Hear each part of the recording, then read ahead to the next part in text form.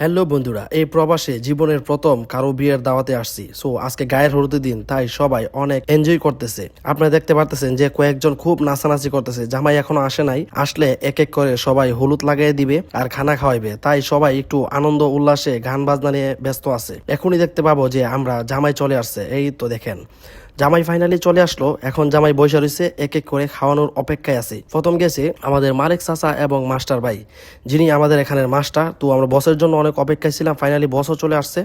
তো আস্তে আস্তে করে মেহেদি লাগাই দিতেছে, জামাইকে খানা খাবার দিতেছে, জামাই আবার তাদেরকে খাওয়াই দিতেছে। এখন আমাদের বসে চলে আসলো এবং আমজাদ ভাই একজন আরেকজনকে খানা খাওয়াই দিতেছে। জামাই মাশাল্লাহ লম্বা চম্বা আছে, অনেক সুন্দর দেখতে, 100-তে 100। এই দেখেন এক এক করে সবাই যখন খানা খাওয়াই দিয়েছে, হলুদ লাগাই দিয়েছে। আজকে হলো গায়ের হলুদ, এই জন্যে উপরে আমরা অনেক মোটা করে আর্টিস্ট করে একজনে লেখছে হলুদ সন্ধ্যা। লেখাটা অনেক সুন্দর হয়েছে, সাজানোটা অনেক সুন্দর হয়েছে।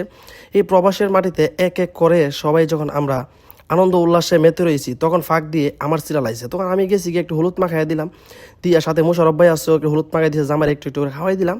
তো জামাই আবার আমার করে খাওয়াই দিয়েছে। তো এক এক করে সবাই যখন এরকম ভাবে খাওয়াই দিয়েছে, তো আমি মনে মনে ভাবতেছি জীবনের প্রথম তো আইলাম বিয়ে খাইতে, আসলে আমি একটু আনিজানিজি ফিল করতেছি, কারণ জীবনের প্রথম কারো গায়ে হলুদ পালন করতেছি এই প্রবাসের মাটিতে। তখন নাজমুল ভাই এলো, আবার সাথে এলো রমজান ভাই।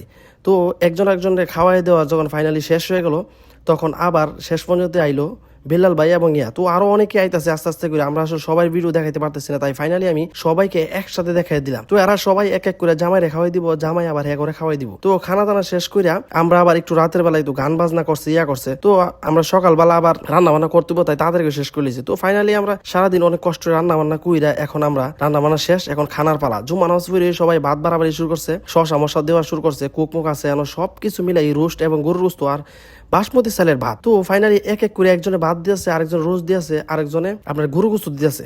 তো এক এক করে সবাই দিয়েছে, তাই খাওয়ার পালা, সবাই অপেক্ষা আছে। আসলে আপনারা তো জানেন খানা সামনে নিয়ে অপেক্ষা করার যে কত কষ্টকর ব্যাপার, এটা যারা এই সিচুয়েশনে পড়ছেন তারা ছাড়া কেউ বুঝবে না। তো এক এক করে সব মেহমান যারা দাওয়াতে ছিল তার হয়েছে, আমরাও গেছি। তো সবাই একসাথে যখন বইছি, বইয়া খানার মজাটাই অন্যরকম। একজনের রোস্ট মোস্ট দিয়েছে, গরুর গোস্ত দিয়েছে। তো প্রথমে একবার করে রোস্ট দিয়েছে, রোস্ট খাওয়ার পর কইতেছে যে গরুর গোস্ত একটু পরে নাও।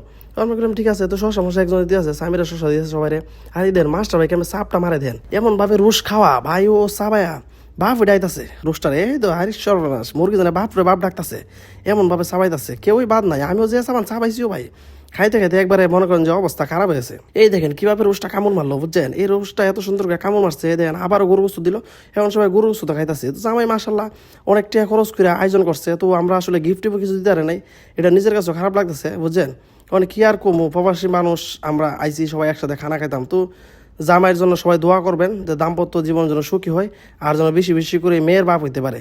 সবাইকে ধন্যবাদ। ভিডিও ভালো লাগলে শেয়ার করে দিবেন।